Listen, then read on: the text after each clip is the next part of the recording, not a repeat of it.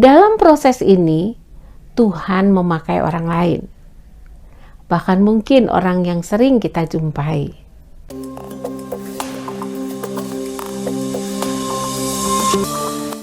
Shalom Jemaat Gereja Baptis Indonesia Batu Jaman yang saya kasih di dalam Tuhan Yesus Kristus, dan juga Bapak Ibu yang menyaksikan Sukacita Pagi.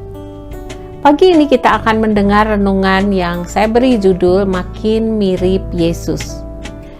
Filipi pasal yang ketiga ayat yang ke-10, Rasul Paulus berkata, "Yang kukehendaki ialah mengenal Dia dan kuasa kebangkitannya dan persekutuan dalam penderitaannya, di mana aku menjadi serupa dengan Dia dalam kematiannya, supaya aku akhirnya beroleh kebangkitan dari antara orang mati."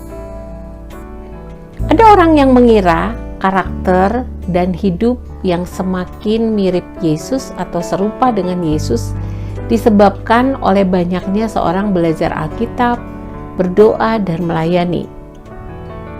Bertumbuh makin mirip Yesus memang berhubungan dengan pengenalan yang benar akan firman Tuhan. Tapi juga yang tidak kalah penting adalah pembentukan Tuhan melalui orang-orang lain, keadaan tertentu, ataupun situasi-situasi sulit yang menimpa kita. Mengenal Allah ditandai oleh hidup berkemenangan dari dosa yang dihasilkan dari persekutuan dalam penderitaan Kristus.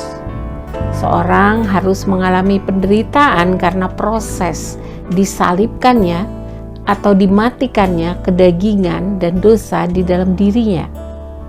Dalam proses ini, Tuhan memakai orang lain, bahkan mungkin orang yang sering kita jumpai.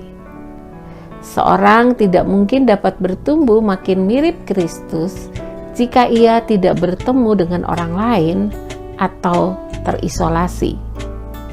Dengan kata lain, seorang tidak mungkin dapat dewasa jika ia mengasingkan diri dari lingkungan yang membentuknya menjadi dewasa.